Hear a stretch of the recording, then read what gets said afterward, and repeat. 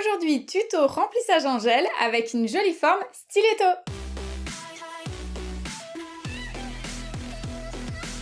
Salut à tous! Dans la vidéo du jour, je vous montre comment j'ai réalisé un remplissage sur forme stiletto. En plus de ça, on va travailler du cat eye, du marbré avec la méthode du transfert de couleurs et on aura aussi du tie-dye. C'est parti!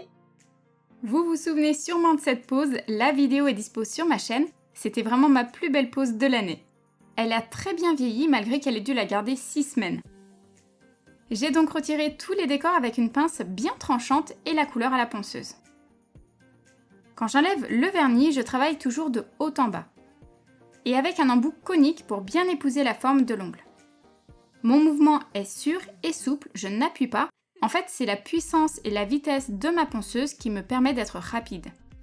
Ensuite, à la lime, je ne raccourcis pas car elle veut conserver sa longueur plus la repousse, mais je remets en forme. On part sur des stilettos bien en pointe.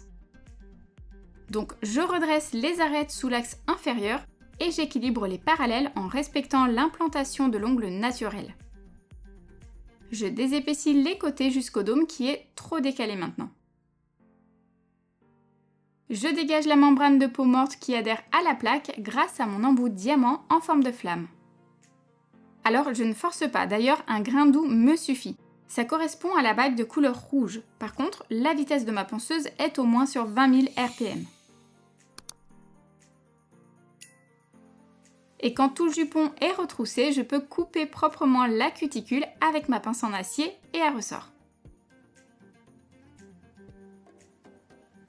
Je termine de gommer les petites peaux avec un embout en tête d'olive très doux qui me permet aussi de bien dégager le repli proximal et les sinus.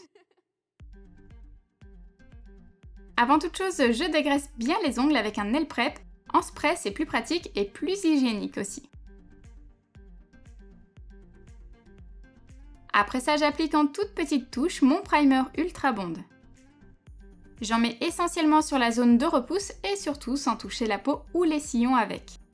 Pour le remplissage, la dernière fois, souvenez-vous, on avait utilisé le gel Easy Shape Milky Pink d'Indigo. Alors je choisis de réutiliser le même puisqu'il lui convient bien et qu'il ne chauffe pas trop dans la lampe. Par contre, c'est un gel dur, ça signifie qu'il n'est pas auto-égalisant. Il faudra automatiquement ressortir quelques minutes la lime après avoir catalysé. Donc avec ce type de gel, le sans limage n'est pas possible. En revanche, ils se tiennent bien. C'est des gels qui sont vraiment adaptés aux constructions XL comme ici. En gros, ils ne risquent pas de couler. Je commence toujours par poser une toute petite bille de gel sur la zone de l'ongle qui est encore nue et je pousse gentiment la matière au plus proche des cuticules. Donc simplement avec la pointe de mon pinceau. Je n'ai pas envie de créer une bouée à la repousse ou qu'elle ait des décollements. Ensuite, je consolide mon bombé sur l'apex, les points de rupture et je lisse le gel jusqu'à la pointe. Pour le pouce, je procède un peu différemment cette fois puisqu'il faut boucher les trous qui ont servi à passer la chaînette. Une fois OK et catalysé, je reproduis alors mon protocole de remplissage comme d'habitude. Vous voyez qu'une fois la zone de repousse recouverte, je lisse mon gel jusqu'au bord libre. En revanche, je conserve le maximum de matière au centre pour mon futur bombé, quitte à me resservir. Toujours procéder par étapes, c'est plus simple. Hop, je dégraisse avec un pad imbibé de cleaner. C'est un gel qui a une couche collante assez importante, donc c'est obligatoire si je veux pouvoir limer correctement. J'entame tout de suite la partie limage à la ponceuse. Je procède comme ça pour une question de logique. L'embout me permet de désépaissir et surtout de lisser assez vite le gel. C'est plus agréable pour moi et pour ma cliente aussi, puisque c'est vraiment beaucoup plus soft que si je le faisais manuellement. Donc de droite à gauche en position forward, j'affine un peu ma construction. Mais vous voyez que je ne m'approche pas du repli proximal. Il n'y a pas besoin d'en enlever, au contraire ce serait même une erreur. Bien sûr, il faut maintenant que je peaufine à la lime pour plus de précision. Là, je m'occupe des parallèles. Je m'assure que la forme initiale n'a pas trop bougé et je réduis les murs de chaque côté. Pour ça, mon mouvement avec ma lime part du bas jusqu'au plafond en direction de l'apex. Si les murs sont trop épais, ça ne sera pas joli. Et le pire, c'est que de laisser de la matière à cet endroit n'est pas ce qui garantit une meilleure tenue. Même chose pour chaque ongle et entre-temps, je passe un coup de buffer pour vérifier qu'il n'y ait pas de défaut et surtout pour gommer au maximum les petites traces et les rainures laissées après le passage de la lime dure. Dernière étape, je nettoie tout l'ongle sur l'envers, mais pas que, ce protocole me permet aussi de désépaissir et de rehausser l'ongle. C'est parti, pour cette pause sur le thème du cat eye, je me sers du joli vernis semi-permanent que je vous présente dans ma dernière vidéo. Je teste une marque coréenne. Il s'agit d'un VSP Cat Eye que je pose simplement en 2 couches. La première couche me sert de toile de fond que je dois catalyser 30 à 60 secondes. Quand la seconde couche est posée, avant de catalyser, j'approche mon aimant pour déplacer les particules magnétiques du vernis. Tout est possible, vous pouvez créer toutes sortes de mouvements, il faut juste apprendre à maîtriser ce type d'effet. Il faut avant tout connaître les bases du cat eye. D'ailleurs, je vous propose une formation qui s'appelle « Tous les secrets du cat eye ». Vous y avez accès gratuitement, le lien est en description. Là, je joue avec l'aimant pour obtenir un beau reflet qui s'adapte bien à la longueur de ses ongles.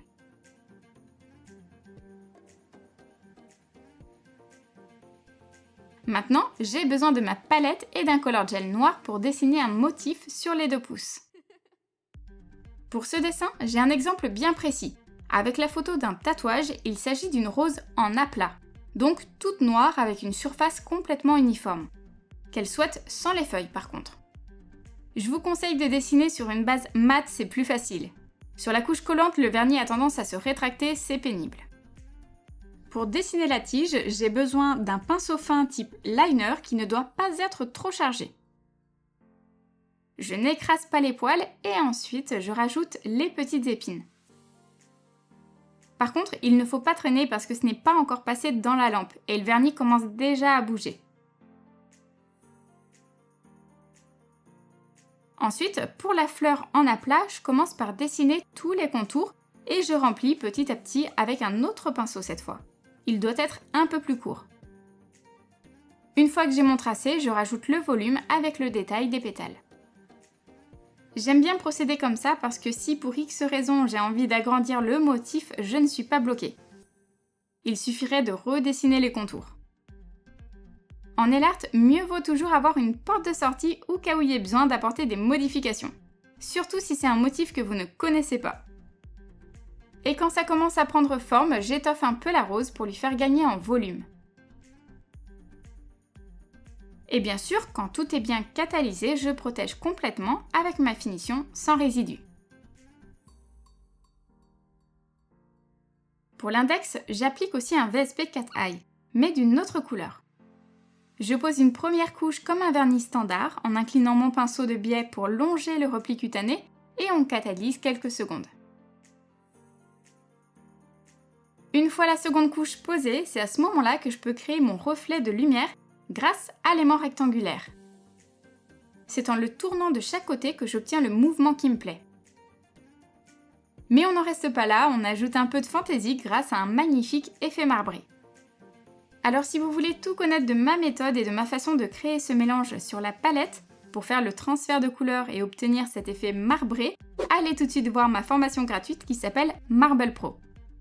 Vous y accédez simplement grâce au lien en description, formation.kunmimi.fr. Pour ça, je vais mettre de mon pinceau plat effilé, c'est vraiment mon préféré pour ce nail art. Et avant de catalyser, si j'ai envie, je fignole avec mon pinceau fin. Pour le majeur, tout pareil, on reste dans le thème Cat Eye pastel, mais on change à nouveau de couleur. Celle-ci est beaucoup plus rose. J'applique la première couche en travaillant au plus proche des cuticules, puisque la viscosité du vernis et les poils me le permettent, je peux me contenter du pinceau d'origine. Mais bien sûr, à cette étape, vous pouvez vous aider d'un pinceau de précision. On catalyse pendant 60 secondes. Maintenant, j'applique la deuxième couche. Et une fois bien réparti, j'approche tout de suite mon aimant. Sans avoir besoin de le coller, toutes les particules commencent à bouger. Et comme ça, je fais un tour complet, je peux même me servir de l'aimant rond pour pousser encore plus le reflet du cat eye. Je termine par la pointe et quand je suis satisfaite, on catalyse sans tarder. Avant de déposer mon mélange marbré, j'applique une base quelconque, en réalité j'en mets très peu et je ne recouvre pas toute la surface. Ça m'aide à rendre homogène mon marbré quand je le dépose sur l'ongle. Et vous voyez que mon geste est assez lent, je prends bien mon temps. Je termine de fermer mon motif et comme tout à l'heure, je garde mon pinceau fin à portée de main. Quand ils sont correctement catalysés, je les protège avec mon top coat brillant, ça le valorise encore plus. En tout cas, le mat atténue beaucoup l'effet du cat eye, donc ce serait dommage de protéger avec une finition velvet mat. Et bien sûr, je fais la même chose pour le majeur. Je catalyse toujours 60 secondes minimum quand j'ai appliqué le top coat. Pour l'auriculaire, ma cliente a craqué sur mon motif tie-dye de cet été. C'est possible de le reproduire pour cette pose à condition de rester dans les mêmes tons. Alors la sélection de couleurs doit être minutieuse. Avant, j'ai posé le cat eye rose en sous-couche que j'ai catalysé. Et par-dessus, j'applique 3 semis de différentes couleurs en forme de spirale. S'ils se touchent, c'est tant mieux, même si pour l'instant, il ne faut pas mélanger les vernis entre eux. Pour les poser, je vous conseille aussi de vous servir d'un pinceau qui a un bon diamètre. S'il est trop fin, ça n'ira pas, faudra vous y reprendre à plusieurs fois, ce sera vraiment pas pratique. Maintenant que tous mes vernis sont posés, je me sers d'un pinceau liner très fin pour tracer des traits de l'extérieur jusqu'au centre de mon motif. C'est vraiment ce qui le rend si beau. Donc il faut travailler le vernis lorsqu'il n'est pas catalysé surtout. Et quand c'est fini et catalysé, je recouvre de top coat pour protéger. Pour l'annulaire de sa main gauche, elle a aussi voulu un troisième motif tie-dye. Toujours en spirale pour ne pas trop ajouter d'informations. Donc je reproduis le même mouvement mais j'alterne un peu les couleurs, histoire que ce ne soit pas des copies conformes non plus. Quand ils sont tous posés, je change de pinceau. Il m'en faut un très long et surtout bien fin. Je tire des traits et à chaque fois j'estompe mon pinceau sur un pad pour décharger le vernis qui reste sur les poils. C'est important de le faire, sinon ça risque d'étaler et mélanger la couleur du précédent trait. Ça deviendrait vite brouillon malheureusement, donc suivez bien ce conseil. Et je n'oublie pas de protéger le nail art avec ma finition glossy. Quand le top coat est bien sec, je verse une petite goutte d'huile à cuticule pour hydrater. Voilà comment réaliser un remplissage stiletto avec du cat eye et un marbré comme je vous l'apprends dans mes formations. Foncez sur Insta pour voir toutes les photos de cette pose. Et voilà, mission accomplie! Que pensez-vous de cette forme stiletto? Dites-le moi en commentaire. N'hésitez pas à profiter de mes formations gratuites pour vous entraîner de votre côté et obtenir le même résultat. Rejoignez le club privé pour recevoir mes conseils sur le métier de prothésiste ongulaire par mail chaque dimanche. Merci à tous et nous on se retrouve très vite pour une nouvelle vidéo. Ciao!